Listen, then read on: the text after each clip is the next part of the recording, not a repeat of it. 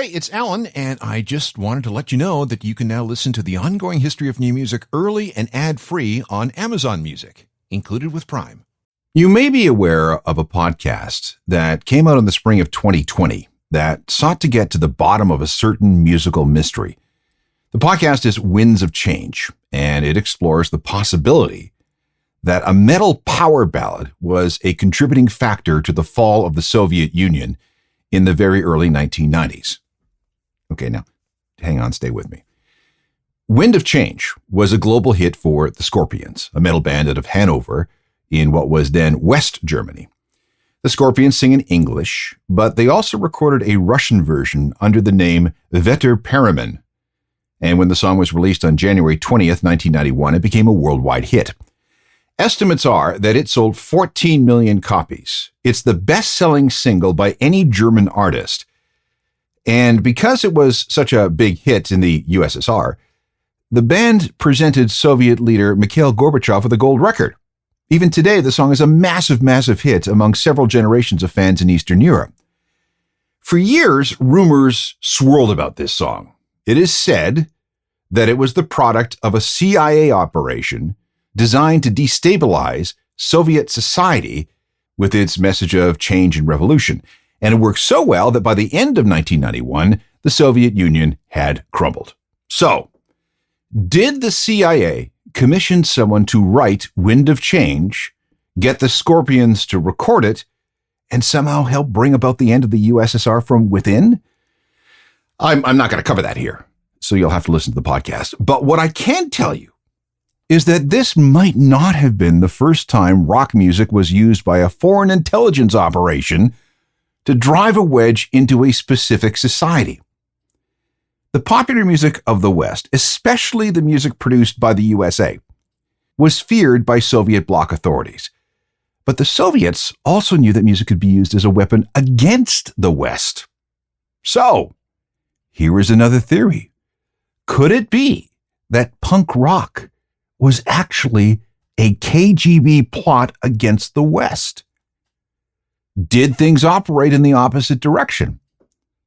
Well, here's what we know, or at least what we think we know. This is the Ongoing History of New Music podcast with Alan Cross.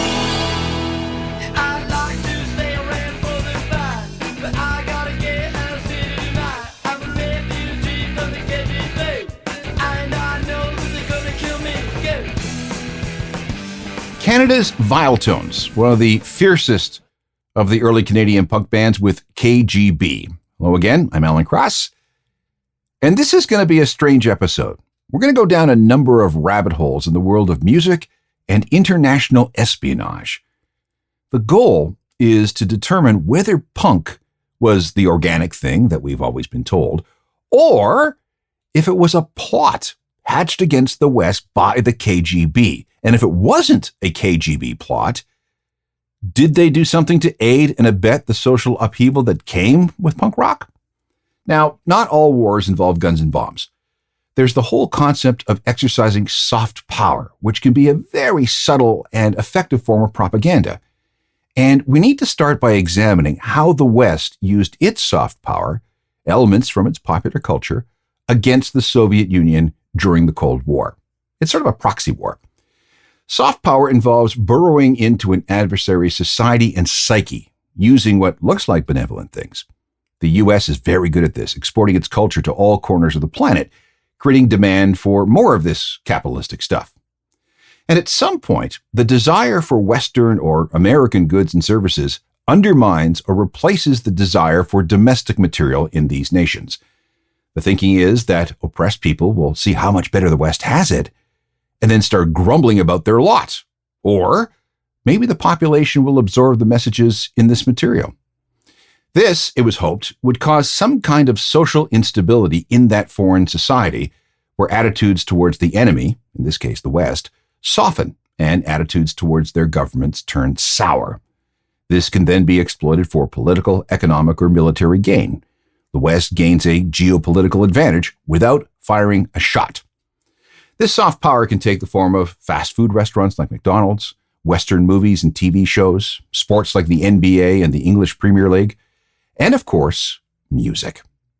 It's a form of ideological struggle that's usually pretty bloodless, but also very effective nonetheless.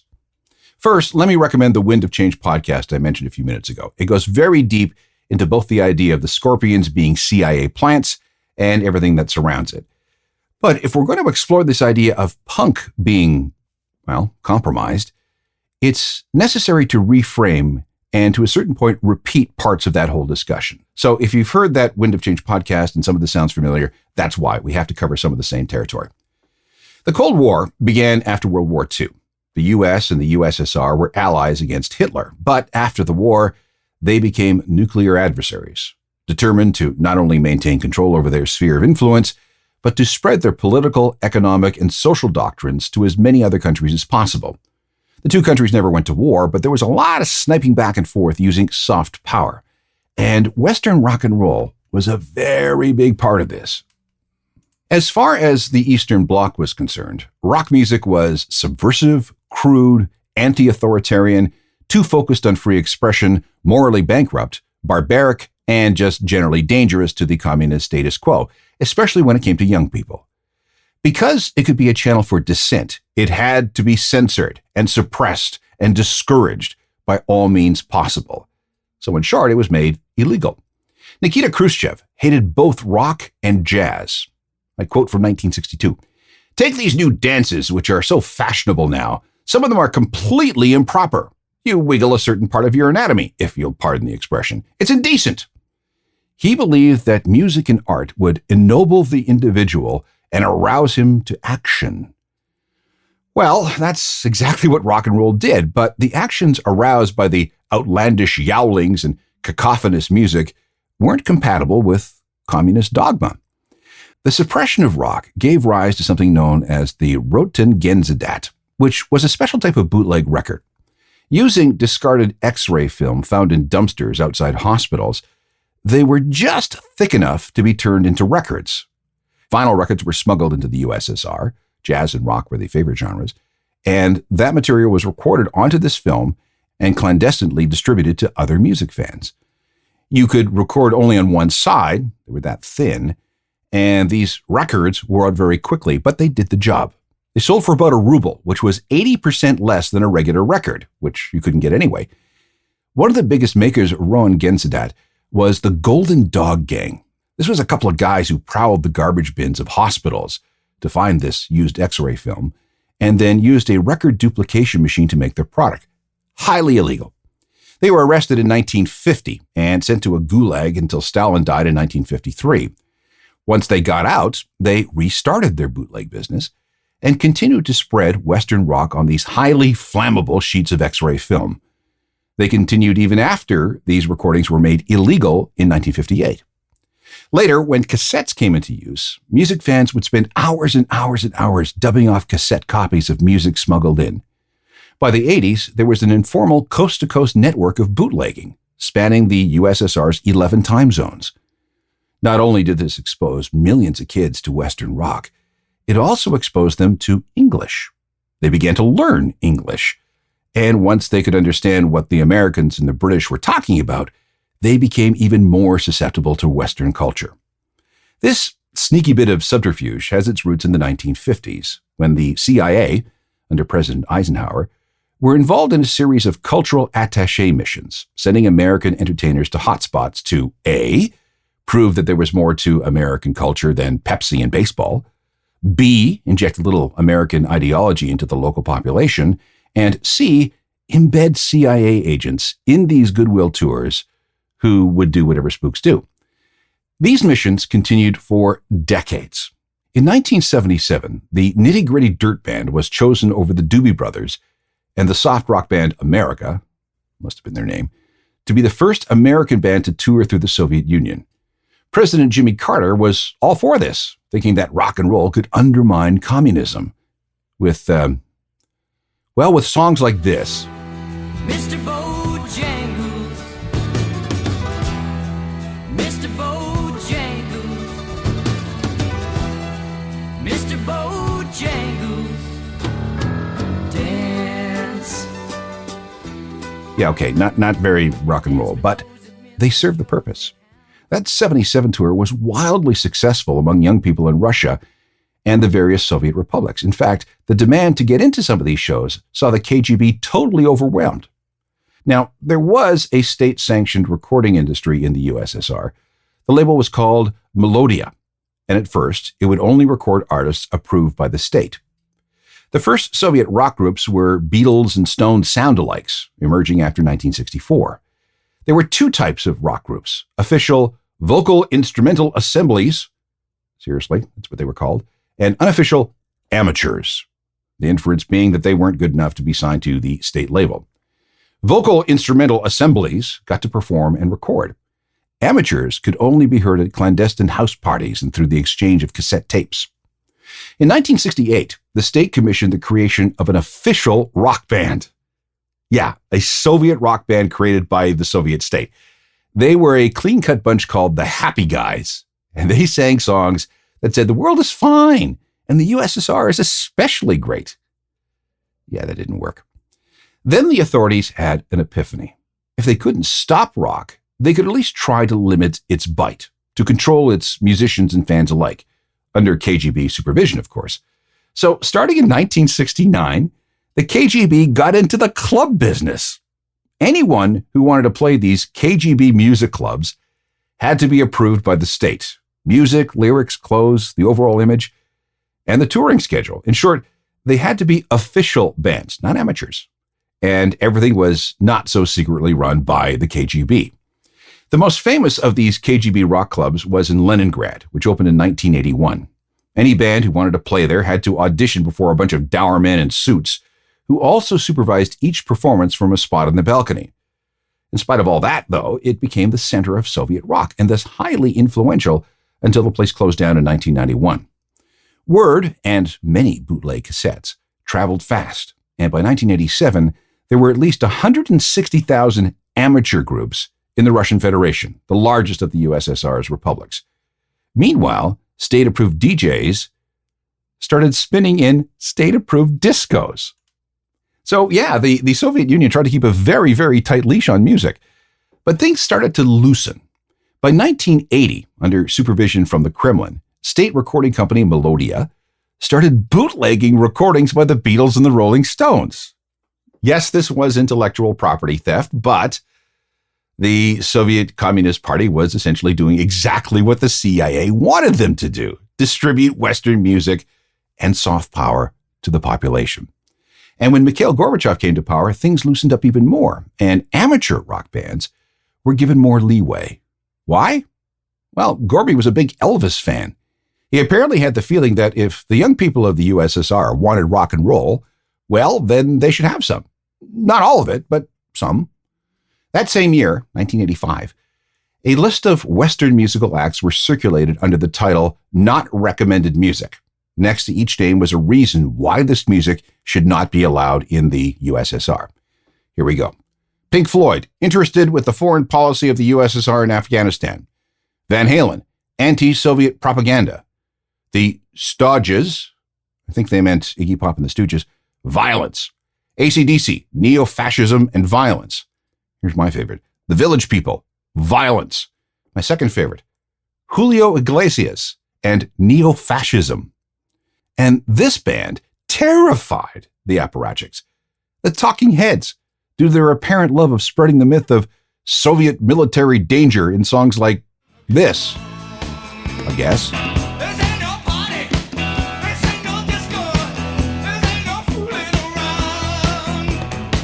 This ain't the mud club or CBGB. I ain't got time for that now. Talking Heads with Life During Wartime from 1979, a song that apparently put them on some kind of Soviet blacklist. In 1986, an American tourist named Joanna Stingray smuggled out a bunch of recordings from Leningrad, mostly from this club, and released them on a double LP called Red Wave, 4 underground bands from the USSR, 1986. This did not make the KGB or the FBI very happy. Both sides were concerned that she was working for the other. Didn't help that she often carried a video camera around Leningrad, trying to document as many local rock bands as she could. Here's a sample. This is a band called Aquarium, and the song is Ashes. Моя эффективность растет с каждым днем. Я люблю свои стены, я называю их домом. Ко мне поступают сигналы. An example of underground Soviet rock from the 1980s. The band is Aquarium, and the song translates as Ashes. There are claims that some of these Russian bands were fed music from overseas. A singer named Soy, who was very popular in his day, is alleged to have been given songs written by songwriters in Hollywood as part of some kind of CIA operation to import subversive rock into the USSR. This is a song that translates as Change. Soy recorded it with his band Kino during the last years of the Soviet Union.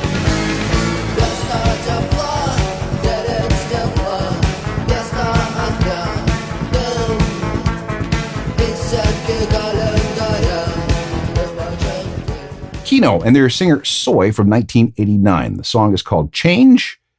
And yes, it did become something of a political rallying cry in those fast-changing days of 1989, 1990, and 1991. So, long story short, rock and roll infiltrates the Soviet Union, the kids go mad for it, and the music and its message undermines everything that the communists hold dear. The Berlin Wall comes down in November of 1989, and on December 26, 1991, the Soviet Union ceases to exist and breaks apart into the separate countries that we see today. This also encompasses the story of the Scorpions' Wind of Change story, which is told in that podcast of the same name. Now, to review the podcast, the allegation is that someone at the CIA had this song written, passed it to the Scorpions, who recorded it and had a big hit, especially in the Eastern Bloc. And the notions of freedom contained in this song swept the region, leading to the ultimate dissolution of the Soviet Union and authoritarian regimes behind the Iron Curtain. Take me to the magic of the moment on a glory night where the children of tomorrow dream away. So rock music 1, international communism 0, right? Well, whoever said that this was a one-way fight? Did the Soviets try to influence the West through the promotion and manipulation of pop culture? Did they screw with our music like we used our music to screw with them? Well, maybe. Don't go away. Just as the West sought to undermine Soviet communism with soft power, the Soviets tried to mess with the West. A big part of the effort were what were called friendship and cultural relations societies that were used as instruments of propaganda. This included tours by Soviet ballet companies, classical music ensembles, and dancing bears in the Russian circus. Hundreds of such delegations were sent westward through the 1950s and 60s. These shows of cultural force said, "See how sophisticated we are? Soviet society, so advanced when it comes to the arts." Meanwhile, every single one of those delegations had KGB operatives embedded within. So yes, there was a lot of spying, but pretty much everybody knew that. This program seeks to uncover evidence of another form of Soviet cultural export, or at least, let's call it encouragement. Just as the CIA is alleged to have infiltrated and subverted Soviet communism by careful use of rock and roll, the KGB might have done something similarly destabilizing in the West using, wait for it, punk rock. Okay, could this actually be true? Disco in Moscow. Disco in Moscow. I wonder if you dance. Disco in Moscow. That's the Vibrators, an English punk band who had that 7-inch single called Disco in Moscow in the stores in the fall of 1980, right at a time when the Cold War was really starting to heat up. As far as I know, the Vibrators had no connections at all with the KGB or any other secret police organization headquartered in the Soviet bloc. But there are those who will say that the KGB did reach out and stir the pot of social unrest using punk rock. Now, punk began as an artsy sort of thing when it first emerged in New York in the middle 1970s. There were some muckraking progenitors like the MC5, who were very political, but for the most part, the North American punk scene was nowhere nearly as political or as class-conscious as what we saw in the UK. Bands like the Sex Pistols and the Clash were all about sticking it to the establishment, kicking against the class system and railing against the status quo. There was no way that the KGB, the Stasi, or any other secret police organization from the Eastern Bloc were unaware of the potential for punk to destabilize the UK and perhaps all of Western Europe. The KGB would have also had their fingers in violent political activists like the Red Army faction in West Germany, the Red Brigade in Italy, and any number of leftist organizations committed to revolution.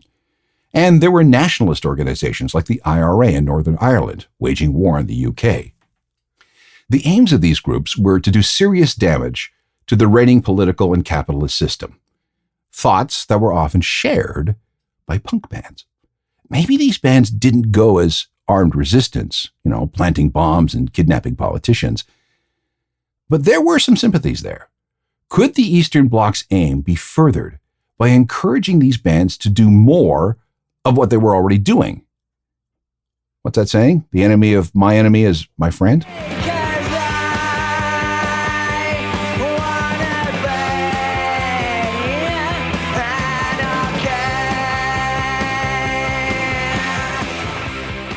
Soviet authorities first became aware of punk in 1978, when bootleg tapes and illegally intercepted BBC broadcasts started dripping through the Iron Curtain.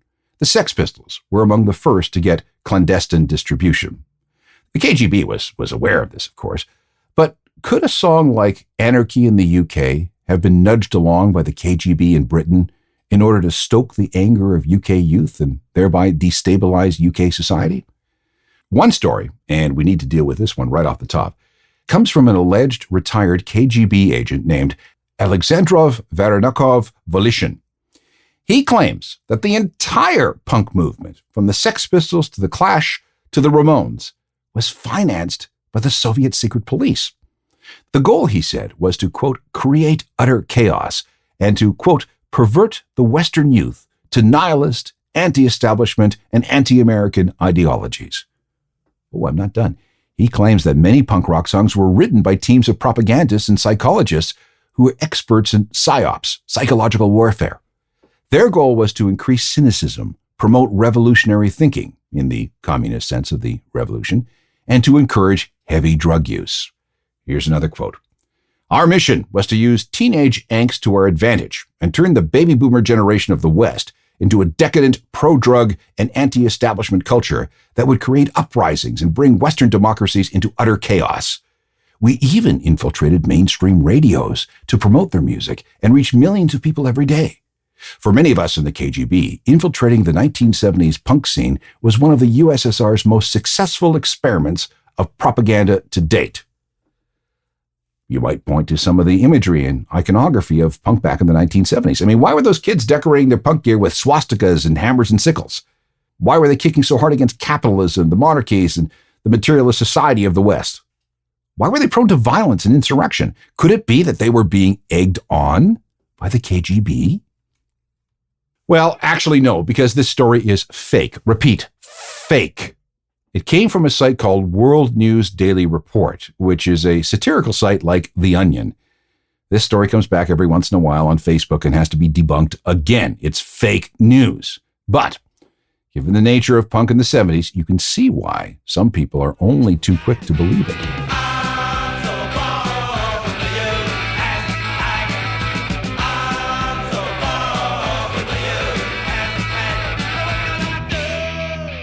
The Clash from 1979 and I'm So Bored with the USA.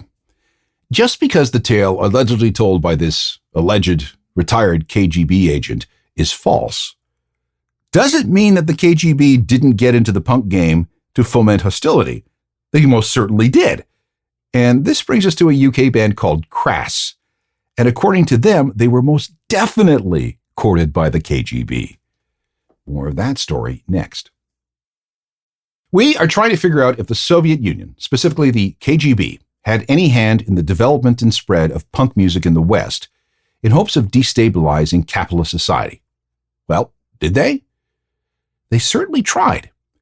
This brings our story to an anarchist punk collective called Crass, who enjoyed hitting back at the establishment in all its forms. They were particularly angry at the policies of Margaret Thatcher, and here's one of their songs called Bloody Revolutions.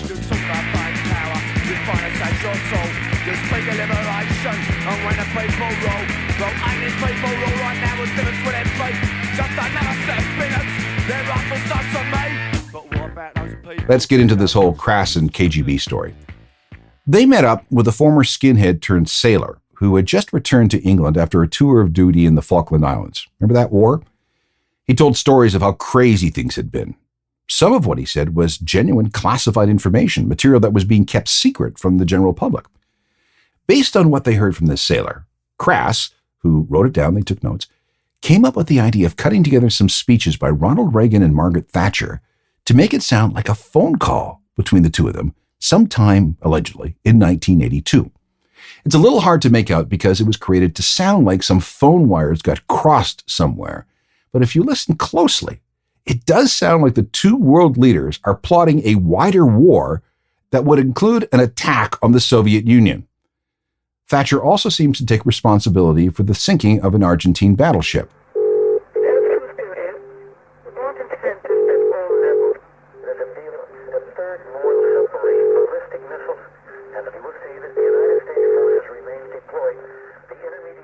Crass secretly sent that tape out to newspapers all across Europe as a joke. A few weeks later, the joke was discovered and they were exposed. Fine, haha. They still have no idea how the tape was traced back to them, but whatever, the jig was up. But it did not stop there. For more than a year, the tape was discussed by both the CIA and MI5. Okay, so was this a punk band and a crude attempt at causing trouble? A prank? But what were their motivations? Could they have had contact with Russian agents that put them up to this? Some people within the British intelligence apparatus believed yes, it was possible, if not likely. And if it wasn't the Soviets, was it operatives from Argentina, the country the UK fought over the Falklands? MI5 opened a dossier on the band. It was kept secret for 30 years. The band had their phones tapped. Plus, intelligence spooks from the CIA looked at the tape and opened an investigation. The Pentagon took notice too. Adding even more smoke to this was documentation that shortly after the hoax was uncovered, Crass was invited to a meeting at a supposed Russian literary magazine in London. Gets weirder still. Crass started getting courted by all sorts of shady organizations, including the real KGB.